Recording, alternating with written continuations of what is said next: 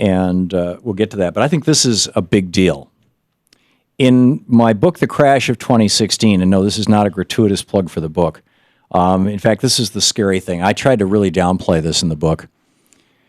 One of the things that we observed was that there are these 80-year cycles of crashes followed by wars.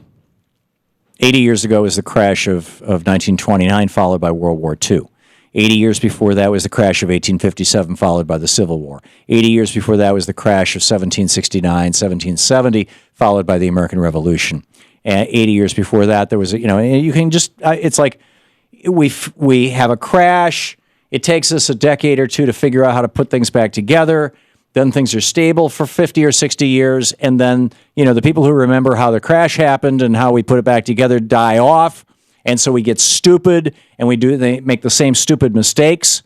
Reagan dropped taxes in 1984, 85, and 86, the exact same way that Warren Harding dropped them in 1921.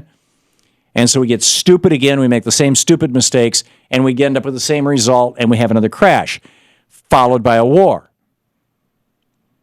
And I suggest in the book, The Crash of 2016, hopefully we'll avoid the war part this time, that we've at least figured that out. But if we don't, there's a couple possible scenarios for war. And one of them would involve China versus Taiwan and Japan. And keep in mind, I wrote this a year ago. So now, here it is. In the Financial Times, I read this article, and it just dropped my jaw. Martin Wolf, over on the, I think this was in the Lex column. No, it wasn't. Anyhow, this is in the Financial Times, ft.com. The headline, China must not copy the Kaiser's errors. The subhead, Beijing and its dispute with Japan risks repeating the errors of an earlier era that led to war. And he talks about, the arrival of Imperial Germany in the late 19th century. And back then, there was the question raised, is this a problem, the militarization of Germany? He says, we know how this story ended in 1914. 1914, of course, being the year that World War I started, when Archduke Ferdinand in July of 1914 was assassinated in Sarajevo, and the dominoes started to fall.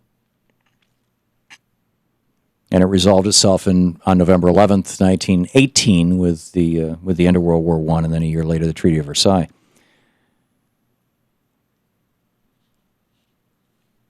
And he points to this book, The Great Illusion. Martin Wolf references this, and I love reading these old books. And so I spent a good part of yesterday, when I was supposed to be writing my own next book, reading The Great Illusion by Norman Angell. It was originally published in 1909. The copy that I have in my hand was printed in 1913. It's actually a PDF of the copy that was printed in 1913, fourth revised and enlarged edition. Of course, this was a year before World War I. And in this book, it was published by G.P. Putnam's and Sons. And it lays out this doctrine. And keep in mind, this was before World War I. And it says, what are the fundamental motives that explain the present rivalry of armaments in Europe, notably the Anglo-German? In other words, there was this arms race going on in 1909 between Germany and England. And people were starting to worry. And so this fellow Angell comes along, Norman Angell, and he says, don't worry about this. He says, this is not going to lead to war. There's no way.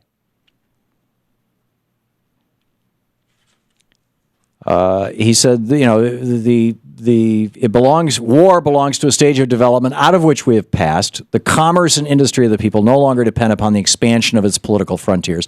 In fact, I'm quoting now from the book, that military power is socially and economically feudal and can have no relation to the prosperity of the people exercising it. And in that, he was right, by the way.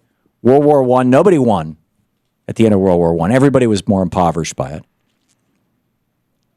That it is impossible for one nation to seize by force the wealth of or trade of another to enrich itself by subjugating or imposing by will, it's will by force on another. He was right. Again, no winners in World War I economically.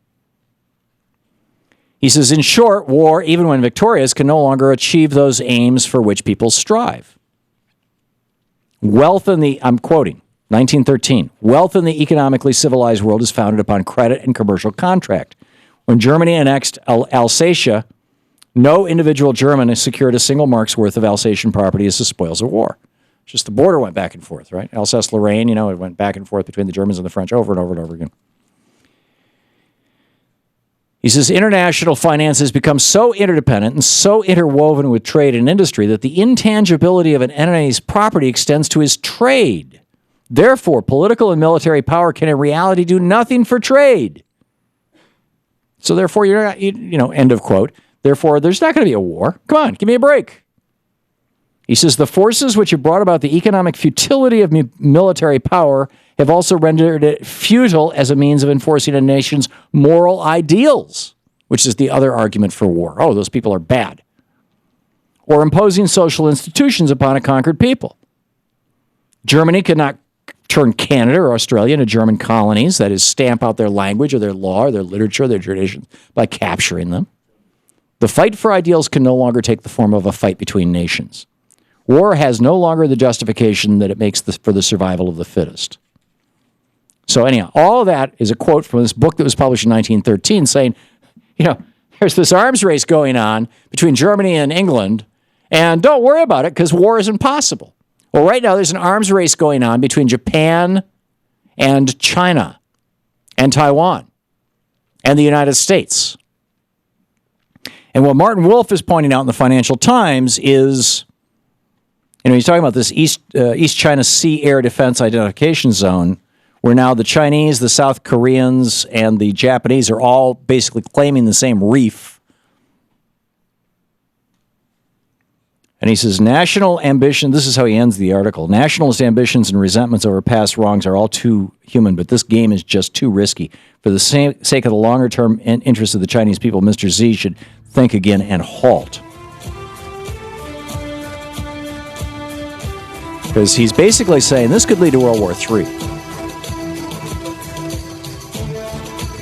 So those of you who remember in 2006, when I was saying, look at the housing starts, there's going to be a stock market crash within a year or so. Look out. Let's have this conversation in a year or two about the war. This is the Thom Hartmann Program. And please, God, let me be wrong, because a war between the United States and China, or Japan and China, and of course with Japan it would involve the United States, would be horrible.